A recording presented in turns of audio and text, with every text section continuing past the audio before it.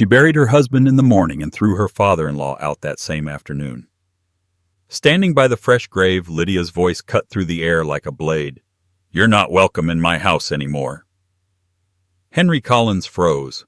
That house was the one his own hands had built, every brick paid for by his years of labor. The lawyer's smirk lingered, the sealed will heavy in his briefcase. Something wasn't right. Why the smile? Why the delay?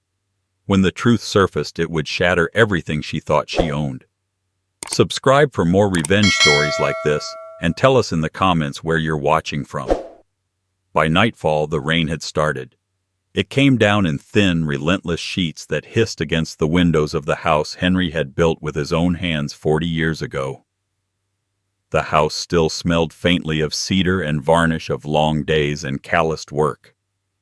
But now it wasn't his. Lydia stood at the top of the stairs, her black dress replaced by a silk robe that shimmered in the hallway light. Her voice carried down like an order from someone who'd already rewritten the rules. "Pack your things, Henry. I want you gone by morning." He looked up from the couch where he'd been sitting for hours, still wearing his funeral suit.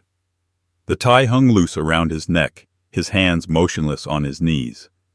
For a moment he thought she might be drunk or hysterical with grief, but her eyes were clear, sharp as glass. Behind her, a suitcase already sat by the door. His.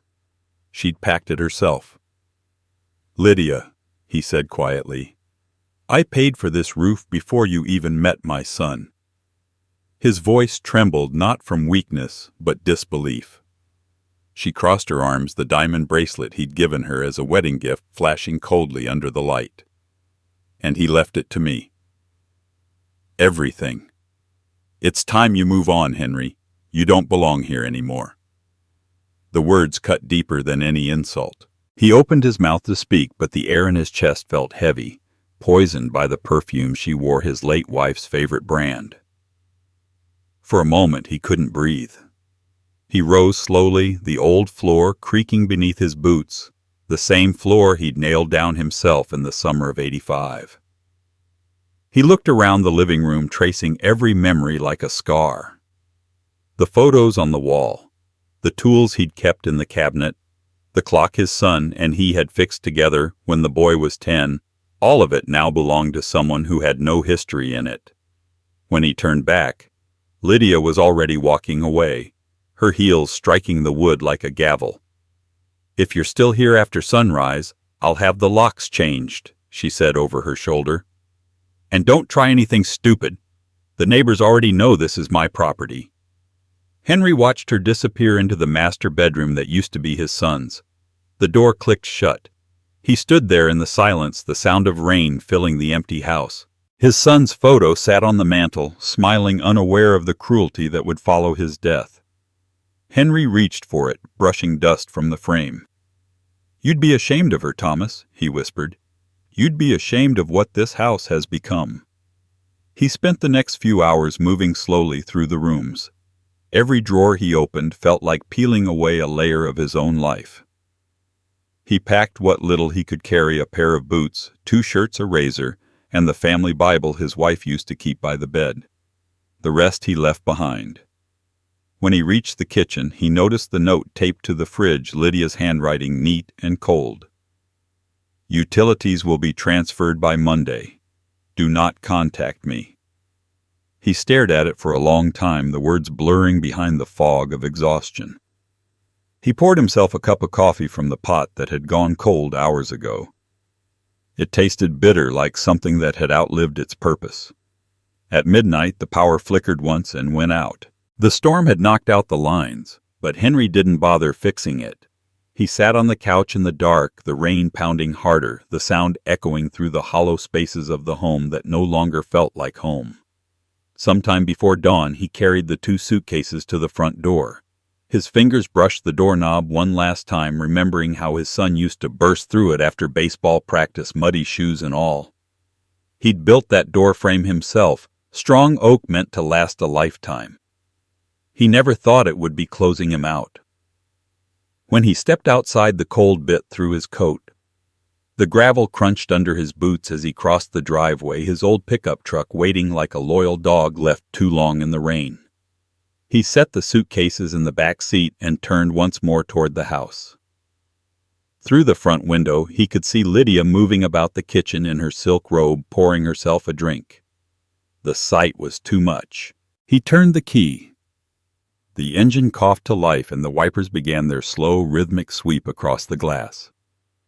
As the truck rolled down the street, he caught his reflection in the rear-view mirror, lined face, gray stubble eyes, tired but still burning. The rain blurred the world around him into streaks of silver and black.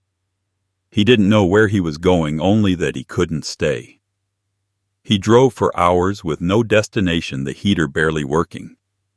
The radio played an old country song his wife used to hum in the kitchen. It made him grip the wheel tighter. Every mile felt heavier than the last. By sunrise, he pulled into the parking lot of a roadside diner, the kind that hadn't changed since the 70s. The neon sign buzzed weakly in the rain. Inside, the waitress, maybe 50, maybe 60, poured him coffee without asking. "You look like you've had a night," she said softly. He gave her a tired smile. "You have no idea." The warmth of the cup felt like mercy. For the first time in hours, he felt something other than anger. It was grief, pure and raw, curling deep in his chest. He sat there long after the coffee went cold, staring out the fogged window. Behind the counter, a small TV played the morning news, the headline crawling across the bottom of the screen about a local attorney's sudden promotion. Henry's eyes narrowed. The name was familiar, the same lawyer who'd smirked at the funeral, the one who'd held the sealed envelope like a secret. He leaned back in his seat, his heartbeat slowing, the pieces shifting in his mind. Lydia's arrogance, the lawyer's grin, the rushed eviction, it all lined up too neatly. Something was wrong. Something planned. He didn't know what yet, but he would find out. The waitress refilled his cup. "You waiting for someone?" she asked. He looked out at the rain, at the long stretch of road vanishing into the horizon. "Not yet," he said quietly. "But someone's waiting for me to give up. I won't." Outside, the storm had started to ease, the clouds thinning to a gray morning mist. Henry left a few bills on the counter and stepped into the cold air. The truck door groaned as he pulled it open. He set the photograph of his son on the dashboard where it could face the road ahead. The engine started smoother this time. He looked once more in the mirror, the faint outline of the diner fading behind him. His voice, low and steady, filled the cab. "You took everything, Lydia. But you forgot one thing. Nothing built by my hands ever truly belongs to someone else." The highway stretched before him, slick and endless, leading back toward a truth that was waiting to be unearthed. And when he found it, when he opened what the lawyer kept hidden, Lydia would wish she'd never told him to leave. The next morning arrived gray and cold, the kind of morning that carried no mercy. Henry's truck sat outside the attorney's office, its windshield crusted with frost. He hadn't slept. The coffee from the diner had turned his stomach into knots, but his mind stayed razor sharp. Something about the lawyer's smirk at the funeral had gnawed at him all night like a splinter he couldn't pull out. Now, standing under the flickering hallway light of the law firm, he was ready to find out why. The receptionist recognized him and hesitated, her polite smile faltering. "Mr. Collins, you're early. Mr. Benton isn't expecting you until 10. He gave her a curt nod. "He'll see me now." His tone didn't leave room for argument. A few seconds later, the attorney Gerald Benton appeared from behind a frosted glass door. The same man who had stood beside Lydia at the funeral, polished, controlled, his suit too new and his sympathy too practiced. Henry Benton greeted, his voice warm but cautious. "You should have called." "I was just about to cut the rehearsed lines," Henry said. "You were holding back something yesterday. I could see it on your face. What did my son's will actually say?" Benton's composure cracked just slightly, a muscle twitching in his jaw. "It's complicated, then uncomplicated." Henry's voice dropped to a quiet edge. The lawyer sighed, motioning him inside. The office smelled of stale coffee and paperwork that had been handled too many times. Benton pulled a folder from his desk drawer and slid it across the table. Henry stared at the envelope, the same one the lawyer had clutched during the burial. His name was written on the seal, the ink faintly smudged from rain. Your son's last amendment was filed 3 weeks before his passing. Benton began carefully. It includes a specific clause, one that changes the terms of inheritance. Henry didn't blink. Go on? Benton opened the document, reading in that flat, professional tone lawyers use when they want emotion to stay outside the room. In the event of my death, my wife Lydia will inherit my assets and property.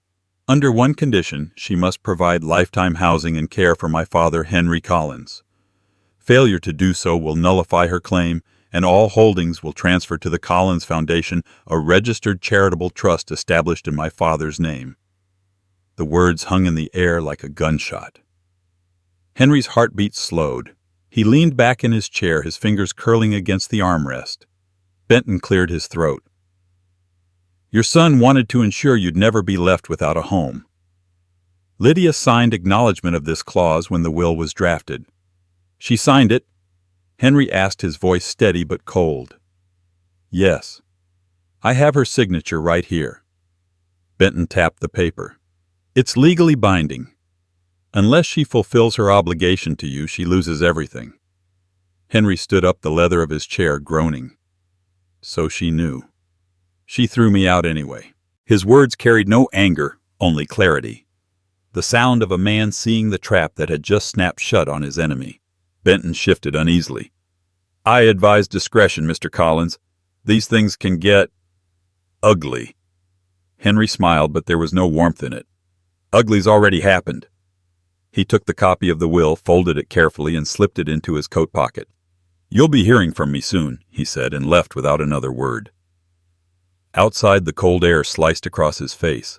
The town was just waking up, shop signs flickering to life, people scraping frost from windshields. He walked past them, all the document in his pocket, feeling heavier than steel. For the first time in months, his back straightened. The humiliation from the night before burned away, replaced by something sharper, cleaner. Power. By the time he reached his truck, he already knew what to do. He drove toward the edge of town, the wheels crunching over frozen gravel. The Collins house came into view, his house, even if the deed said otherwise. Lydia's car sat in the driveway, sleek and new, a gleaming statement of ownership. She was probably inside sipping coffee, believing she'd already erased him. He parked down the road and waited. At exactly 9, Lydia stepped out wearing sunglasses and a cashmere coat, her hair perfect as always. She locked the door and walked toward her car, heels clicking across the concrete. She didn't notice the truck until he started the engine. The noise made her jump. Her face went pale when she saw him step out. Henry, what the hell are you doing here? Coming home, he said calmly. I told you. I know what you told me, he interrupted. But you forgot what Thomas told you. You signed it yourself. He pulled the folded papers from his coat and held them out. The breeze caught the corner of the document, making it flutter like a flag of surrender. Lydia's eyes darted over the first few lines. Her breath hitched. Where did you get this? Your husband's attorney, he said. You remember him? The man who looked so pleased with himself at the funeral. Turns out he's got quite the conscience when cornered. Her lips parted, but no words came.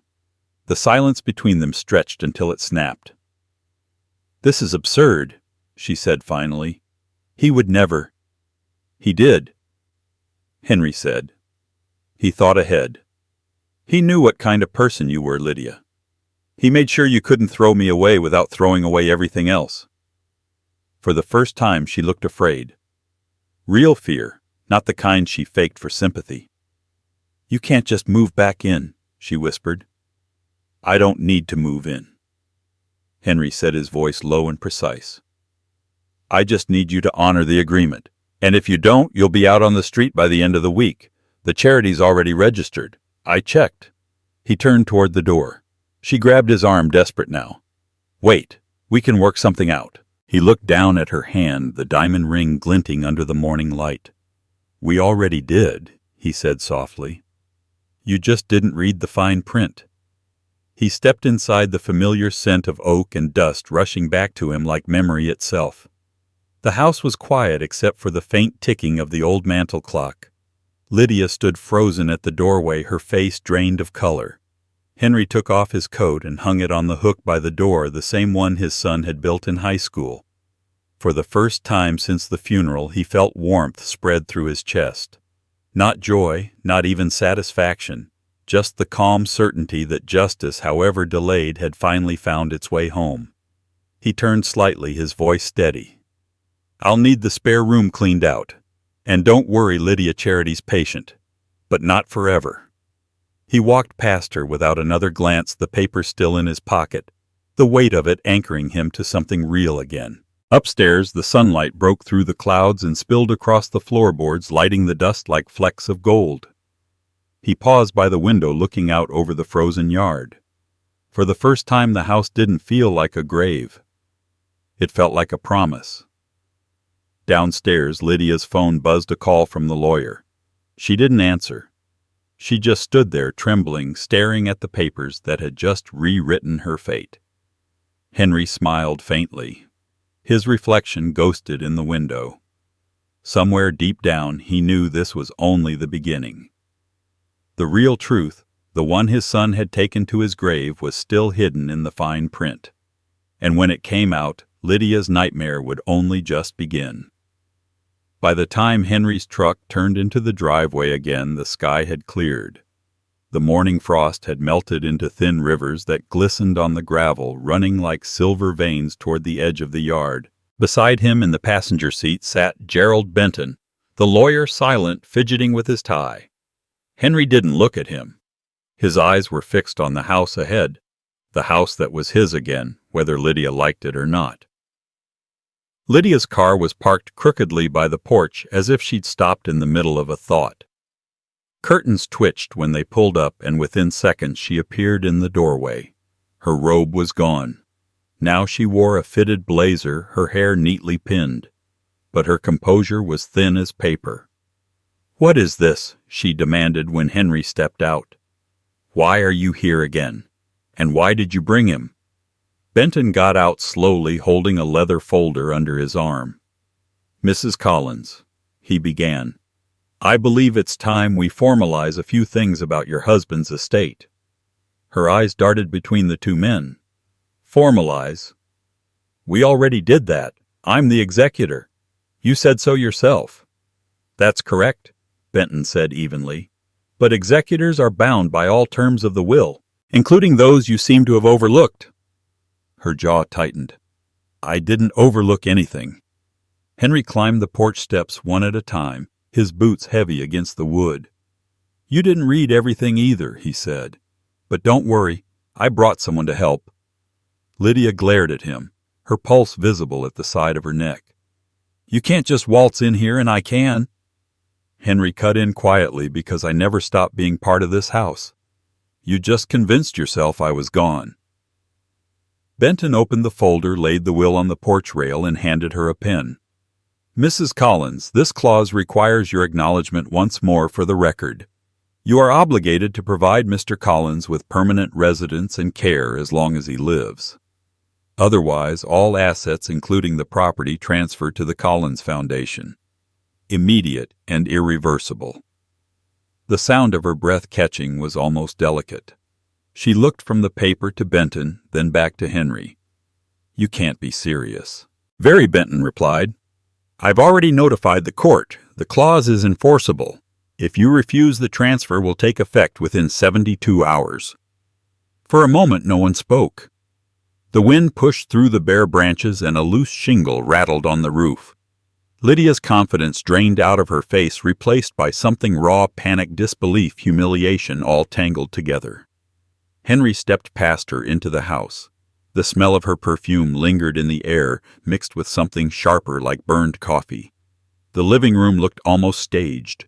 The throw pillows arranged the vase of lilies spotless, the fireplace cold. His chair, the worn leather one by the window, was gone. In its place sat a new white armchair that didn't belong. He turned slowly toward her. Where's my chair? Her voice cracked. I had it taken out. It was old. Like me, he said softly. Lydia didn't answer. Benton cleared his throat, shifting his weight. Mr. Collins, I suggest we document that you've resumed residence as of today. That way there's no confusion later. Henry nodded, still looking at Lydia. Go ahead. Benton pulled a few forms from his folder, setting them on the dining table. Lydia hovered nearby, arms crossed, her manicured nails digging into her sleeves. She didn't sign, not yet. She just stood there watching the quiet order of her world crumble one paper at a time. You know what's ironic, Henry said finally, his tone low and steady. Thomas trusted you to take care of what we built together. Instead, you tried to erase me. You thought power came from paperwork, from furniture, from your reflection in the mirror. But you forgot where the foundation came from. You're standing on the floorboards I nailed down. Her face twisted. You think this is some kind of victory? You're still a guest here. No, he said. Guests need permission. I have the deed. Benton slid the final document toward her. Please sign, Mrs. Collins. The sooner we finalize this, the sooner you can avoid losing everything. She hesitated, eyes burning holes into the page. Her hand shook as she picked up the pen. The signature came out jagged, uneven. When she set the pen down, her shoulders slumped as if something inside her had been removed. Henry walked over to the fireplace, his gaze sweeping the mantel. The family photo still sat there, the one from Christmas 5 years ago, back when laughter lived in these walls. He picked it up, brushed the dust away, and set it back in its rightful place. I'll take the upstairs room, he said, the one that gets the morning light. Lydia spun toward him. You can't. I can, Benton interrupted firmly. You're required to provide adequate accommodation. That includes heat, meals, and safety. The clause is explicit. Henry turned to the lawyer. That'll be all for today, Gerald. Send me copies of everything. Benton nodded, gathering his papers. Of course. And Henry, congratulations. When the lawyer left, the silence thickened again. Lydia leaned against the wall, her eyes glassy with rage. You think this makes you better than me? She hissed. It doesn't make me better, he said. It just makes things right. She looked ready to spit something cruel, but he didn't give her the chance. He walked past her to the kitchen, opening a cabinet. Most of his old mugs were gone, replaced by designer porcelain cups. He found one chipped at the rim, the last relic of his past, and poured himself a glass of water.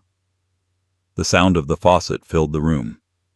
Don't look so miserable, he said without turning around. You'll still have everything. The house, the car, the savings. You just have to remember who helped build them. When he turned, she was gone. The echo of her footsteps climbed the stairs and vanished behind a slammed door. Henry stood there for a long moment, the weight of the silence pressing against his chest. Then he walked to the living room and sat down, not in her spotless white chair, but on the floor by the window where his old one used to be. The sun broke through the clouds streaking across the glass, and for the first time since his son's funeral, he let himself breathe. From upstairs came the faint sound of a door opening, then closing again. Maybe she was calling someone, maybe planning her next move. He didn't care. The papers were signed. The power had shifted.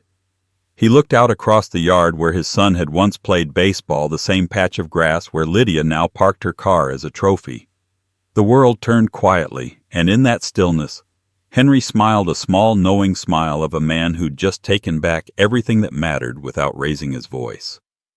He rose, went to the closet, and hung his coat beside the one his son had left behind years ago. The two sleeves brushed lightly as if greeting each other after a long absence. The house felt alive again. And though Lydia didn't know it yet, that document she signed held more than one secret.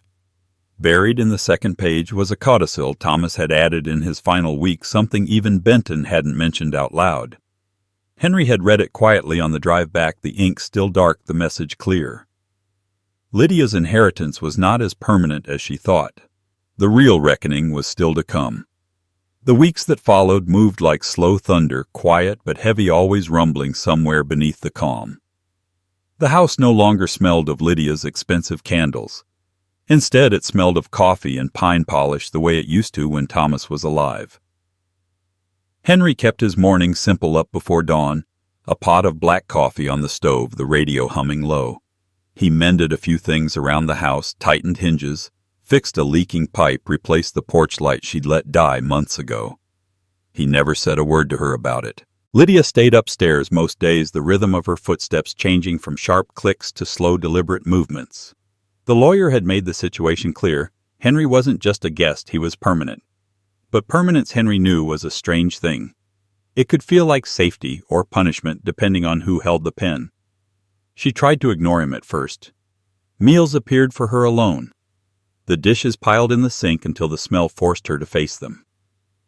He watched her one afternoon through the doorway, sleeves rolled up, scrubbing at the plates she once ordered others to clean. The sound of clinking glass was steady, almost rhythmic. There was no anger in his eyes, only a quiet observation of balance returning to its place. By the end of the month, the house had changed. The television stayed off. The wine bottle stopped collecting in the recycling bin. She spoke less sharply, moved slower, carried herself with a caution that hadn't existed before. One morning, Henry found her in the garden pulling weeds in a sweatshirt too large for her. The same garden she'd once called messy. When she noticed him, she froze dirt on her hands.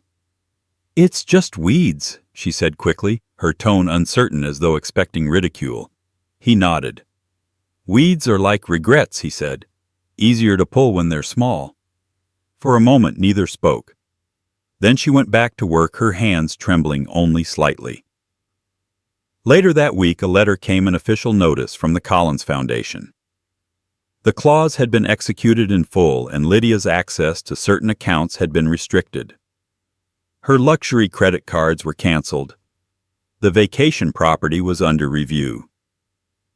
Henry found the envelope on the counter and placed it beside her untouched breakfast. When she came down, she read it in silence. Her shoulders sagged under the weight of the words. "That money was supposed to be security," she said finally, voice low. "It still is," Henry replied, pouring coffee into his mug. "Just not for you alone." That night the house was quiet except for the sound of rain against the windows. Lydia lingered in the kitchen doorway, watching him as he set out 2 mugs. "Would you like one?" he asked without turning. She hesitated, then nodded. They sat across from each other at the table, the same table where she'd once told him to leave. He broke the silence first. "Thomas didn't write that clause to punish you," he said. "He wrote it to protect what mattered to him. Family, even when it was broken." Her hands trembled around the mug. "I know," she whispered. I thought I could handle everything myself. But it turns out I was just holding on to what wasn't mine." Henry looked at her.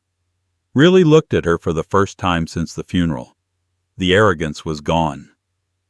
What replaced it wasn't pity or shame, but something closer to humility.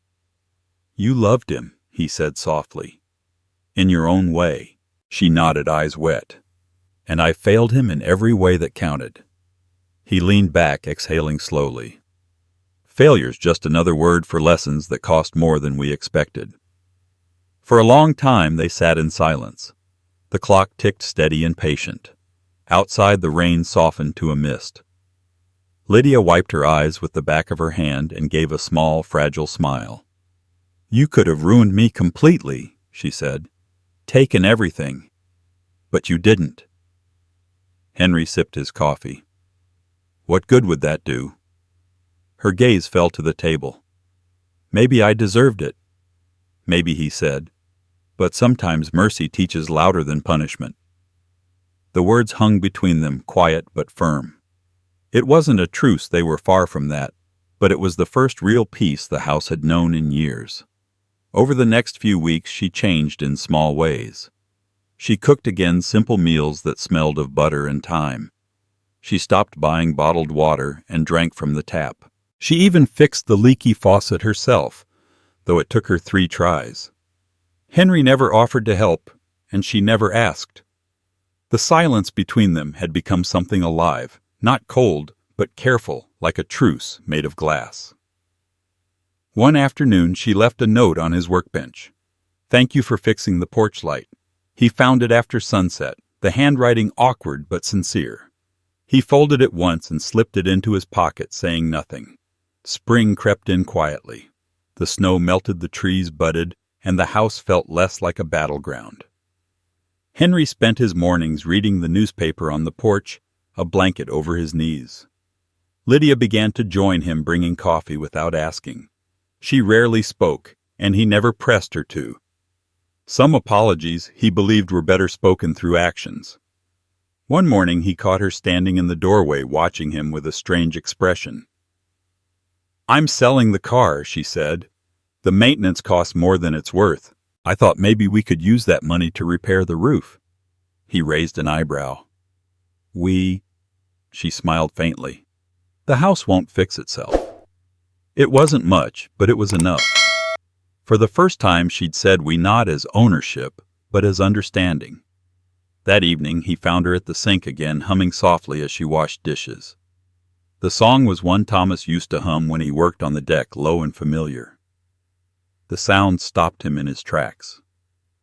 Lydia turned when she sensed his presence, startled but calm. "Didn't expect you to know that tune," he said quietly. "I didn't," she admitted, "until I heard it in one of the old videos. He looked so much like you." Henry knotted his throat tight. "He was better than me," he said.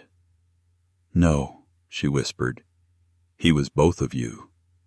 The word struck something deep inside him, a truth he'd never put into words. He looked around the kitchen, the place that had once been filled with resentment and noise, and saw what was left.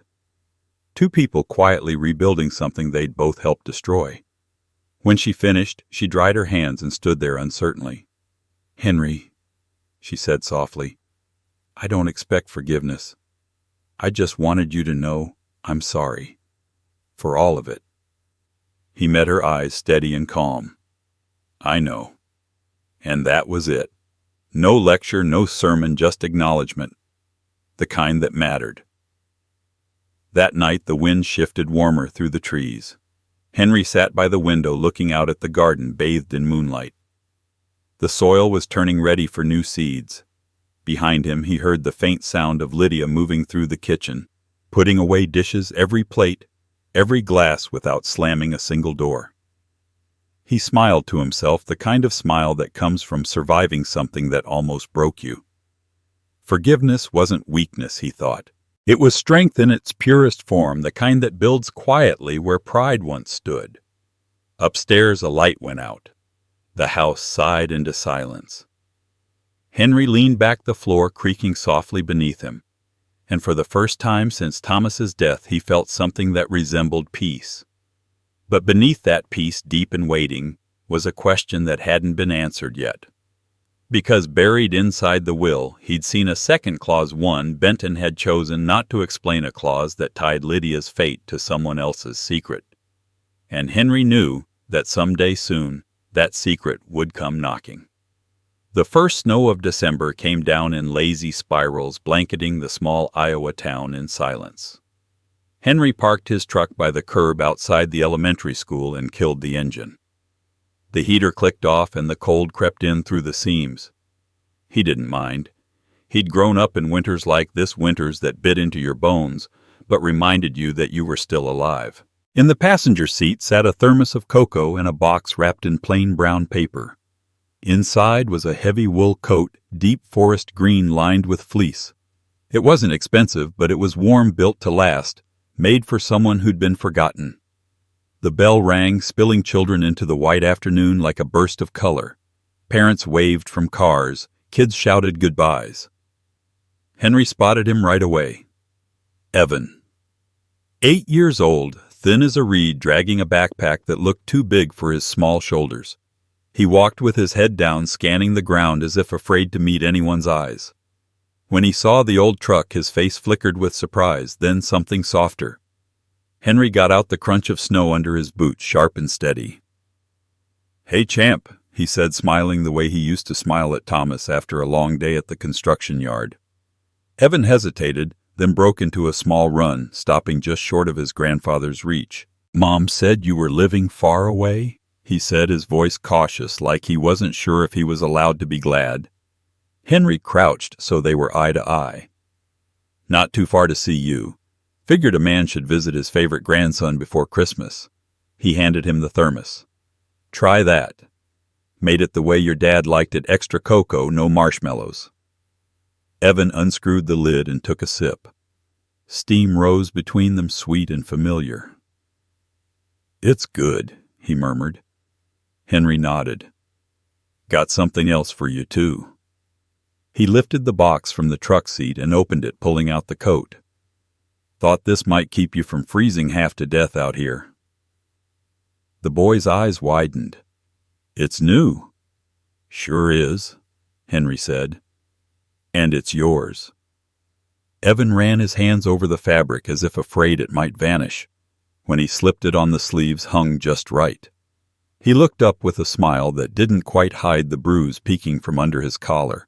It was faint yellowed around the edges, but Henry saw it instantly. A knot tightened in his chest. "Rough day at school?" he asked carefully. Evan's smile faltered. "No, I just fell." Henry didn't press, not yet. "Falls happen," he said evenly. "But next time fall softer, yeah." The boy gave a nervous laugh, quick and hollow. Henry ruffled his hair and opened the passenger door. "Hop in. We'll get you home." The drive through town was quiet except for the hum of the tires over snow and the occasional sniffle from the boy. The streets were lined with glowing wreaths and plastic Santas, but the Collins house looked different from the others. Dark windows, curtains drawn tight. When Henry pulled into the driveway, he saw Lydia's car, then another one beside it. Sleek, black, a Cadillac he didn't recognize. Evan's body tensed. "He's home," he said quietly. Henry looked at him. "Derek." The boy nodded. His hands were already twisting in his lap. Henry turned off the engine and stared at the house for a long moment. The air outside the truck felt sharper now, the light fading fast. "You want me to walk you in?" he asked. Evan hesitated. He doesn't like surprises. Henry's jaw tightened.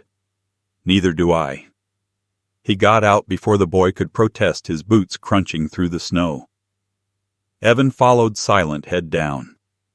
The front steps creaked as they climbed, and Henry could already hear voices from inside, Lydia's sharp and tired, Derek's low and impatient. When the door opened, Lydia's eyes widened. "Dad, what are you doing here?" "Bringing Evan home," he said, his tone calm but firm. "And a little something to keep him warm." Derek appeared behind her. Tall, broad, his tie loosened, a glass of something amber in his hand. He gave a thin smile.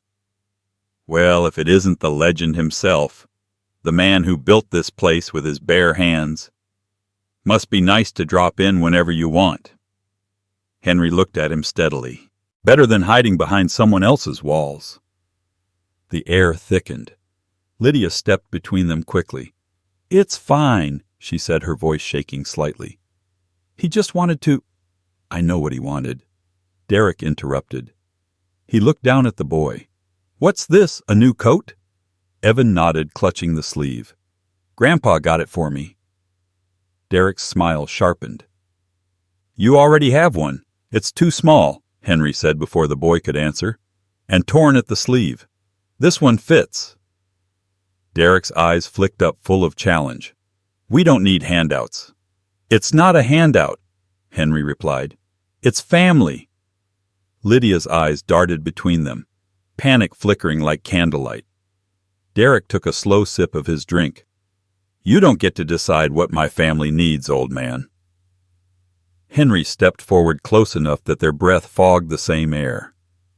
"That boy carries my son's name, and I'll do whatever it takes to make sure he's safe. You understand me?" The silence stretched brittle as ice. Derek's smile faded first. He shrugged, set his glass down, and walked toward the den without another word. Lydia's voice broke the tension. "Dad, please just go. You're making things worse." He looked at her, the exhaustion in her eyes, the fear she couldn't hide. Worse than what he asked softly. Because that boy already flinches when a door closes. She didn't answer. The truth had already filled the space between them. Henry knelt, adjusting Evan's collar. "You keep this coat on, you hear? No matter what." The boy nodded, eyes wide. Henry stood, gave Lydia one last look, and walked out into the cold. The snow had started again, heavier now, swirling under the porch light. He could feel Derek's stare from the window, but he didn't turn around. Back in the truck, he sat for a long time before starting the engine. The bruise on Evan's neck burned in his memory. He'd seen too many like it over the years, not from falls, not from schoolyard scuffles. From fear. As he drove away, his mind was already working. Lydia was trapped blind to what was happening inside her own walls. Evan was quiet, careful, too careful for a child. Henry gripped the steering wheel tighter. This wasn't over. He'd seen the kind of man Derek was, the kind that mistook silence for weakness, the kind that only stopped when someone stronger made him. At a red light, he glanced at the passenger seat. The thermos still sat there, half full, steam long gone. He picked it up and took a sip. It was cold now, bitter. He set it down, eyes fixed on the road ahead. The snow was falling faster, erasing tire tracks, covering the world in white. Somewhere behind that curtain of quiet, a boy was learning to be afraid. Henry knew that fear. He'd felt it once as a son, later as a father. He wouldn't let it live in his grandson. Not again. When the light turned green, he pressed the gas. The old truck rumbled forward, cutting through the storm. He didn't know yet how far this would go, but something deep inside him whispered that the next snow wouldn't fall so quietly. 2 days after that icy afternoon, Henry returned to the Collins house. The sun had melted the snow into a thin glaze of slush that gleamed across the driveway. His boots crunched through it as he carried a grocery bag in one hand and a small wooden box in the other. Inside the box were simple things: a pocket knife, a watch, a photo of Thomas with Evan on his shoulders. It was time, he'd decided, to remind his grandson where he came from. Lydia opened the door before he could knock. She looked pale, worn, her hair pulled back in a messy knot. "He's not here," she said quickly, glancing over her shoulder as if expecting someone to emerge. "I'm not here for him," Henry replied, stepping past her. "I came to see Evan." Her shoulders slumped, but she didn't stop him. "He's upstairs doing homework." Henry nodded, set the bag on the kitchen counter, and looked around. The house felt heavy. The curtains were still drawn, the air stale. "When's the last time you opened a window in here?" he asked quietly. She didn't answer. Upstairs, Evan's voice drifted down, soft counting numbers under his breath. Henry climbed the steps, each creak echoing in the narrow hall. The boy looked up from his desk when his grandfather appeared in the doorway. "Grandpa," he said, his face lighting up. "You came back." "Wouldn't miss it," Henry said, smiling. "Got something for you." He set the wooden box on the table and opened it. "Your dad made this for me when he was about your age. Thought it's time you had it." Evan touched the knife, tracing the initials carved into the handle, TC for Thomas Collins. "It's his," Henry said. "Now it's yours. But you treat it like he did, with care." The boy nodded solemnly. Then Henry saw it, a darker bruise along his wrist, half hidden under the sleeve of his sweater. His stomach tightened, but before he could speak, the sound of a car door slammed outside. Lydia's voice called up from downstairs, tight with panic. "Henry, he's home!" Evan froze. The color drained from his face. The front door opened and heavy footsteps crossed the floor. Derek's voice filled the air. "Where is he?" The tone wasn't a question, it was a warning.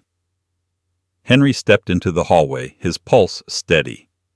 Derek appeared at the bottom of the stairs. Ty loosened, his jaw clenched around the kind of anger that always needed a target. "You think you can just walk in here whenever you feel like it," he said. "I told Lydia this is my house. You don't belong here." Henry descended the stairs slowly, one hand brushing the rail. Funny thing, he said. Your name's not on the deed. So unless you change the law overnight, you're just borrowing the view. Derek's lips twisted into a smirk. You think you're clever. You gave that kid a coat he doesn't need. I told you to stay out of it. Henry's expression didn't change. You told me a lot of things, none worth remembering. Derek stepped closer, close enough that Henry could smell the sharp mix of aftershave and whiskey. I'm warning you, old man. Don't undermine me in front of my family. Henry met his eyes unflinching. You mistake fear for respect. That's your problem. The younger man's jaw flexed. You think you can come here play hero? You're just a tired relic with too much pride. Henry didn't move. His voice dropped to a low, calm register, the kind that cut deeper than shouting ever could. You put your hands on that boy again, and you'll learn what pride looks like when it fights back. For a moment, silence filled the house. Derek blinked, uncertain if he'd heard right. Henry took another step forward. I've buried too much to stay quiet now, he said. A son, a lifetime, a home. You can take what's left of this house and fill it with your noise, but you will not break what bears my name. Derek laughed, a short, brittle sound. You think you scare me? I don't have to, Henry said. You've already shown me you scare yourself. Lydia stood in the kitchen doorway, pale as paper, one hand gripping the counter. She opened her mouth, but no words came out. Derek turned, his temper cracking. You called him here, didn't you? No, she said quickly. He came on his own. He took a step toward her. Henry's hand came up, not raised, just enough to shift the air. Don't, he said quietly. The word landed like a weight. Derek froze. For the first time, Henry saw the flicker of uncertainty behind the man's eyes. Bullies always had it buried somewhere deep, that moment of doubt when they realized the other person wasn't playing by their rules. Henry's voice softened, but the steel remained. You think strength is loud, but real strength doesn't need an audience. You don't have to hit to be a man. You stand, you protect, you build. He gestured toward the stairs. That boy upstairs deserves to learn that kind of strength. If you can't teach it, then step aside. I will. Derek's mouth tightened, but he didn't speak. His shoulders shifted, a silent retreat disguised as defiance. Without another word, he grabbed his coat from the rack and slammed the door behind him. The sound shook the windows. Lydia exhaled shakily. He'll come back angry, she whispered. Then let him, Henry said. But he won't find the same house waiting. She looked at him, at the man she'd once cast out, and for the first time her eyes didn't hold resentment. They held gratitude, fragile but real. I don't know how to fix this, she said. Start small, he replied. Protect your boy. He turned toward the stairs, pausing halfway up.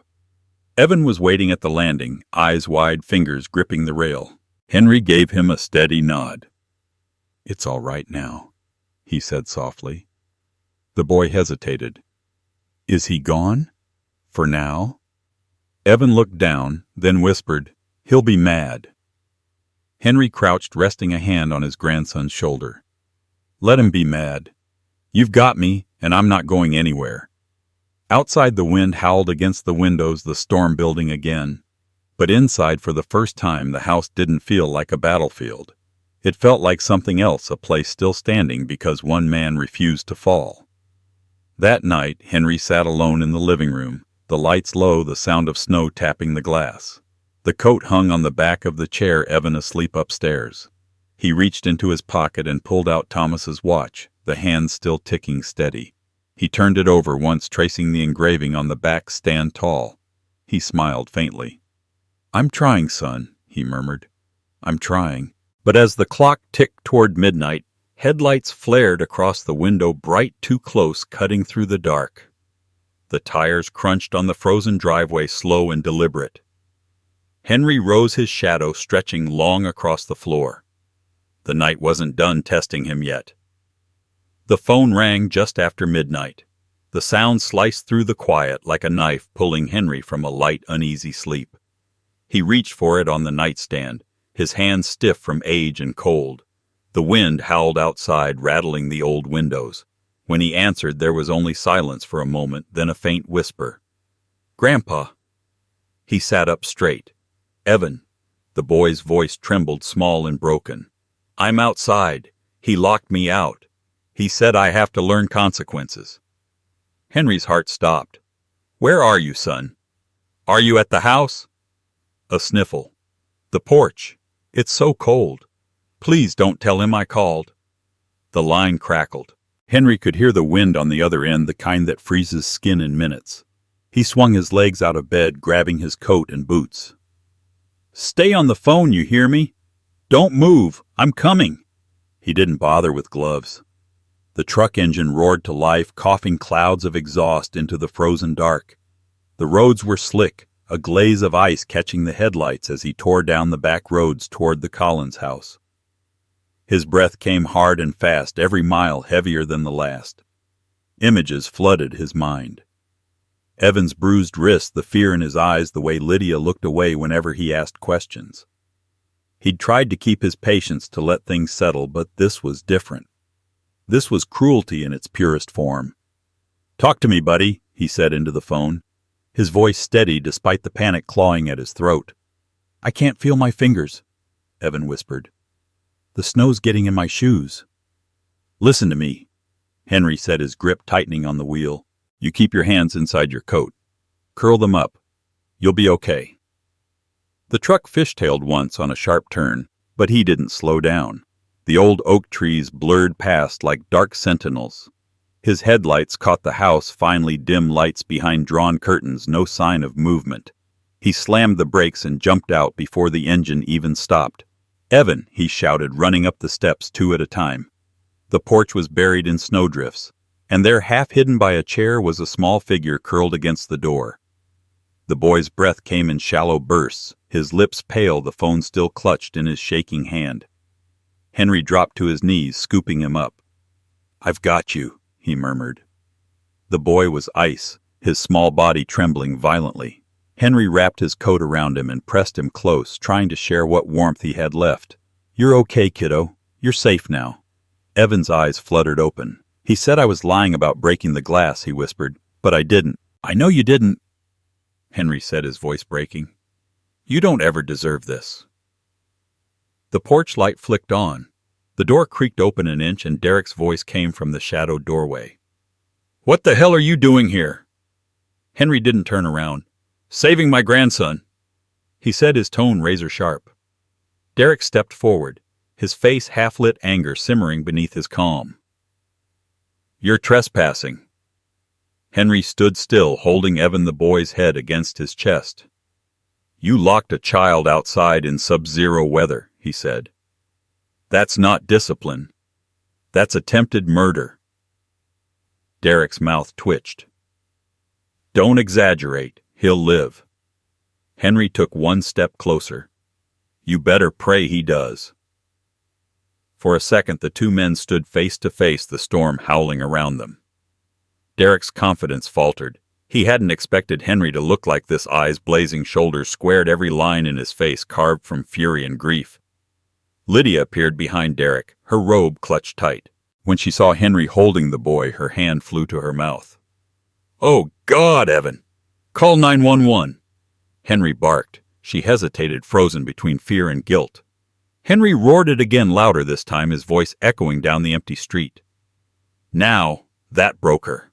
She rushed to the kitchen for the phone. Derek muttered something under his breath, but Henry didn't hear him. He carried Evan down the steps, shielding him from the wind. The boy's face pressed against his chest, barely conscious. "Stay with me," Henry whispered. "You hear me? You're not leaving me too." The sirens came minutes later, their red lights slicing through the snow. Paramedics wrapped the boy in blankets, their voices calm but quick. "Severe hypothermia," one said, "but he's breathing strong. He'll make it." Henry stood beside the ambulance, his breath turning to mist in the cold air. Lydia came out in slippers, sobbing, trying to reach for Evan's hand. Henry blocked her gently.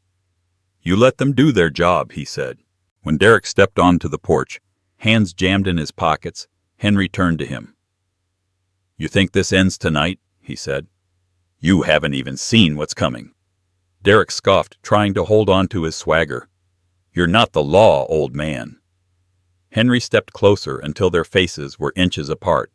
"No," he said softly, "but I'm the man who raised the one you could never be. And tomorrow when the police ask who left that boy outside, you're going to find out what justice looks like." He didn't wait for a reply. He climbed into the ambulance, taking the seat beside Evan.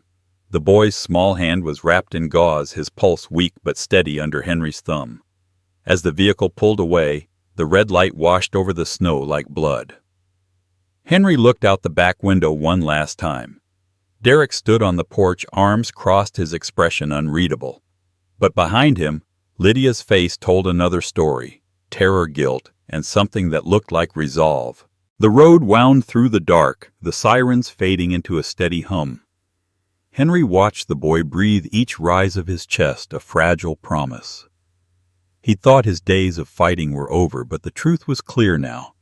This battle was only beginning. He reached for his son's old watch in his pocket, the ticking faint under his fingertips. "You'd have done the same," he whispered. Outside, the storm raged on, but Henry didn't flinch. He'd faced worse than cold, and when morning came, he would make sure no one ever locked that door on Evan again. The courtroom smelled faintly of old wood and cold air, the kind that carried the weight of judgment long before the gavel ever struck. Henry sat at the plaintiff's table, his hands folded neatly in front of him. The same hands that had once built houses, repaired fences, and now somehow were holding the future of a child. Across the aisle sat Derek, a smirk tugging at the corner of his mouth. His lawyer whispering something meant to sound reassuring. Lydia sat 2 rows back, her face pale, eyes rimmed red from nights without sleep. She hadn't chosen a side, not out loud, but her silence had already done it for her. The judge entered, her black robe flowing like a shadow. "Court is now in session," she said, her tone clipped neutral. The bailiff's voice echoed, and everyone rose, then sat. Henry could feel the tension in the air, that strange quiet that falls before truth is spoken aloud. Derek's attorney was the first to stand. He painted the picture like a professional liar, eloquent, rehearsed. "My client is a hard-working stepfather who's been unfairly accused," he said. "What happened that night was a misunderstanding, a lapse in judgment at worst. The child was never in serious danger." Henry listened without moving, his expression unreadable. When the man sat down, his own attorney, a calm, gray-haired woman named Ruth Gallagher, stood. She didn't raise her voice. She didn't need to. Her authority came from something colder: facts. "A lapse in judgment," she began. "Your Honor, we're talking about an 8-year-old boy left outside in freezing temperatures for over 40 minutes. He was found with early signs of hypothermia. That's not a lapse, it's cruelty." Derek shifted in his seat, his jaw tightening. Ruth reached into her briefcase and placed a series of documents on the table. "These are the hospital records signed by the attending nurse. They show body temperature, pulse rate, and blood oxygen levels. The attending nurse, Ms. Carla Jennings, will testify that when the child arrived, he was in a state of acute hypothermia. If Mr. Collins had arrived 10 minutes later, the boy might not be alive." The courtroom murmured. The judge raised her hand for silence. "Continue." Ruth nodded.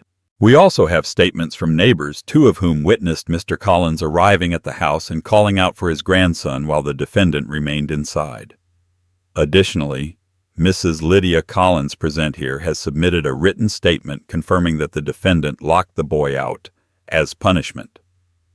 Lydia flinched. Derek's lawyer jumped to his feet. "Objection. My client was exercising parental discipline within his own home. The grandfather had no right to interfere." The judge looked over her glasses. "Discipline does not include endangerment, counselor. Sit down." Henry didn't smile, but the corner of his mouth twitched. Ruth placed one last paper on the table. "And finally, Your Honor, this note was found in the child's notebook, written by Evan Collins, age 8. It reads," she paused, glancing at Henry. "With the court's permission, I'd like Mr. Collins to read it himself." The judge nodded. "Proceed." Henry stood slowly, his knees stiff, but his voice steady. He unfolded the small-lined page, the pencil writing faint but clear. He read aloud, "When I get cold, I don't say anything, because it makes him mad. Grandpa says strong people protect, not hurt. I think my dad was like that." The words hung in the air heavier than any argument. Lydia covered her mouth. Derek looked away. Henry folded the paper back, placed it on the table, and sat down. For a moment even the judge said nothing. The silence was sacred, like the world holding its breath. Then she spoke, her tone slower now, more deliberate. "I've seen many cases of neglect," she said, "but few as clear as this. Children are not property. They are not pawns of ego. What happened was inexcusable." Derek's lawyer tried again, desperate. "Your Honor, my client—" "Enough," she snapped. "Save your words. This court rules as follows. Custody of Evan Collins will be granted to his grandfather, Mr. Henry Collins. The defendant, Derek Hayes, is hereby prohibited from unsupervised contact. Additionally, as this court must make perfectly clear, winter gear is not a privilege. It is protection. And protection, gentlemen, is what defines a man." Her gavel came down once, sharp and final. Derek surged to his feet. "You can't take him from me," he shouted, but the bailiff was already there, a firm hand on his shoulder. Lydia began to cry, quiet, desperate sobs that broke through the tension like shattering glass. Henry didn't look at Derek. He didn't need to. The man's voice was fading behind him, replaced by the soft sound of justice landing where it belonged. Outside the courthouse, the snow had begun again, falling thick and slow, as if the sky itself wanted to wipe the world clean. Evan stood on the steps, wrapped in a new coat, the same green one Henry had given him weeks ago. The boy's small hand found his grandfather's, gripping tight. "Are we going home?" he asked. Henry squeezed his hand. "Yeah, buddy," he said. "We're going home." Ruth joined them briefly, her breath visible in the cold. "You did good in there," she said. "Not everyone would have had the stomach to face him." Henry looked at her, eyes distant. "You don't stop fighting when it's about family," he said. "You stop when they're safe." She nodded, tipping her hat before heading down the steps. Henry turned back to the courthouse, its columns rising like judgment carved in stone. For a moment he thought about Thomas. His son's voice, his laughter, the way he used to say, "You always protect what's yours." He had failed once. He wouldn't again. They reached the truck. Its old frame dusted with snow. Henry lifted Evan into the passenger seat, buckling him in. "Grandpa," the boy said softly, "am I going to stay with you forever?" Henry started the engine, the warmth slowly filling the cabin. "As long as you want to," he said. Evan leaned back, closing his eyes, the tension in his small frame melting away. Henry watched him for a moment, then looked out through the windshield. Across the parking lot, Derek stood near the courthouse door, flanked by his lawyer, his face twisted with rage and humiliation. Henry met his gaze through the snowfall. There was no triumph in it, no gloating, just the quiet steadiness of a man who had finally reclaimed everything that mattered. He shifted the truck into gear. The tires crunched over fresh snow as they pulled away from the courthouse, the white road stretching into the distance. The storm had passed, but Henry knew peace was never permanent. Not in this world. There were still questions, papers unexamined, the second clause in the will still lingering like a shadow. He didn't know what it held, but one thing was certain. Whatever secret Thomas left behind, it was about family. And Henry Collins had learned at last that family was worth fighting for until the last breath. The gavel struck once, and the sound echoed in Henry's bones long after the courtroom emptied. Justice didn't roar that day, it whispered, calm and final. Derek's face had drained of color as the judge read the decision aloud, each word cutting through his arrogance like cold steel. Full custody granted to Henry Collins. The boy's safety guaranteed. The phrase that would be repeated in the papers, the one that made Henry's throat tighten, was simple. Winter gear is not a privilege. Now, as evening settled over the Collins house, the wind that once howled against its walls passed gently as if the storm had finally spent itself. Henry stood by the kitchen counter, sleeves rolled up, stirring cocoa in a dented pot. The smell of chocolate filled the air, rich and comforting. Behind him, the old clock ticked in rhythm with the steady, peaceful breathing of a home that had fought hard to earn its silence. Evan was upstairs fast asleep beneath a heavy quilt that had once belonged to Henry's late wife.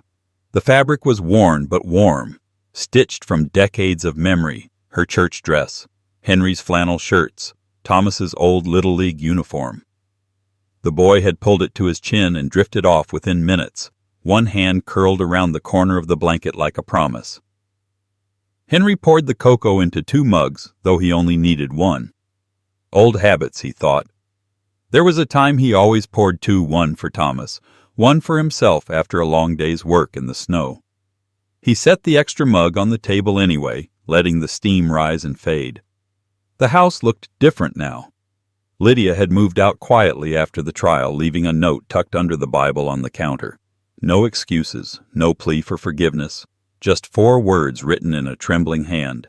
Take care of him. It was the first time she'd said something he could believe. He didn't hate her anymore. Not really. Hate had no place left here. What she'd done, her weakness, her silence, it had cost her everything. And though Henry couldn't forget, he'd made peace with the truth that some people break not out of cruelty, but out of fear. He carried one of the mugs to the window. Outside, snow was falling again, softer this time, each flake catching the glow of the porch light. He could see the outline of the maple tree where Thomas used to hang a tire swing, the same tree Evan had asked about that morning. Did my dad play there too? The boy had asked, eyes wide. Henry had smiled. Every day till the rope gave out. He hadn't said it out loud, but when Evan laughed, Henry heard his son's voice layered beneath it, lighter, younger, echoing across years. A log popped in the fireplace, drawing him back to the room. The house was warm now, in a way it hadn't been for a long time, not just from heat, but from something gentler, something earned. The kitchen walls that once held shouting now carried only the hum of the radio tuned to an old country station. The same song that had played at Thomas's wedding floated through the air, and Henry found himself humming along without thinking. He walked upstairs quietly, careful not to wake the boy. Evan's room was dim moonlight spilling across the quilt. The bruises had faded to pale yellow, and his breathing was slow even. On the nightstand sat the pocket knife Henry had given him, closed neatly beside a glass of water. He reached down, brushed a strand of hair from the boy's forehead, and whispered, "Sleep easy, champ. You're home now." When he turned to leave, his reflection caught in the window. For a moment, he thought he saw another figure beside him, tall, familiar, smiling the way Thomas used to when he was proud. He didn't believe in ghosts, but maybe he thought some things don't need to be believed to be real. Back downstairs, he stoked the fire and sat in his old chair by the window, the same spot Lydia once replaced with something newer, colder. He'd dragged it out of the attic last week, dusted it off, patched a tear in the armrest. Now it fit the room again the way things were meant to fit when time finished its slow repairs. He sipped his cocoa, letting the sweetness settle against the bitter taste of memory. On the mantel sat a single photograph, Thomas, Lydia, and baby Evan smiling under the summer sun. For the first time, Henry didn't look at it with pain. He saw a story that had nearly broken apart but hadn't. A story still being written. The quiet was interrupted only by the soft creak of floorboards above Evan shifting in his sleep, and the faint hum of wind against the glass. Henry leaned back, the warmth from the fire brushing his legs. He closed his eyes and listened not to the noise of a world gone wrong, but to the stillness of one that had finally been made right. He thought about the day he'd first been thrown out of this house, the humiliation of carrying 2 suitcases and a photograph into the cold. He remembered the rain, the loneliness, the sting of betrayal. It felt like a lifetime ago. Maybe it was. The man sitting here now wasn't the same one who'd left that night. That man had been stripped down to grief and anger. This one had something better purpose. Outside the wind picked up again, but it didn't sound cruel. It whispered against the walls like an old friend. He glanced toward the staircase where a faint glow spilled from under Evan's door. That boy, he thought, was more than a grandson now. He was a second chance, a living reminder that strength doesn't always roar. It endures, it forgives it, rebuilds. Henry stood, stretched his back, and set his empty mug in the sink. Before turning off the kitchen light, he looked around the room one last time. The wooden counters, the worn linoleum, the faint smell of cocoa still in the air. It wasn't perfect. It wasn't new. But it was his. As he climbed the stairs, the floor creaked beneath him in a way that felt almost musical, like a rhythm the house had been waiting to find again. He opened his bedroom door, paused and glanced once more down the hall toward Evan's room. The boy was safe. The house was warm. The storm outside could rage all it wanted. It had no power here anymore. Henry smiled faintly as he switched off the light. Somewhere beyond the sound of the wind, the world kept turning soft and relentless. Tomorrow would bring new days, new troubles, maybe even new storms. But tonight, for the first time in years, everything was exactly as it should be. And in the quiet glow of that winter night, the Collins house, once a monument to loss, finally became what it was always meant to be, a home. Life has a way of testing what we believe in. Henry's story reminds us that real strength doesn't come from anger or revenge, but from patience, wisdom, and the courage to stand up for what's right without losing compassion. As we grow older, we begin to understand that dignity means more than pride. And forgiveness doesn't erase pain, it transforms it into peace. The years teach us that love, especially for family, is both fragile and powerful. It can break under neglect, but also rebuild through quiet acts of kindness and courage. No matter how many winters life brings, warmth can always return when we choose integrity over bitterness, protection over control, and empathy over ego. In the end, what truly matters isn't what we own, but what we preserve, our legacy, our values, and the love we leave behind. If this story touched your heart, share your thoughts below. Have you ever had to choose patience over pride? Subscribe to the channel for more powerful life lessons and stories that remind us no matter how cold the world gets, there's always a way to bring warmth back home.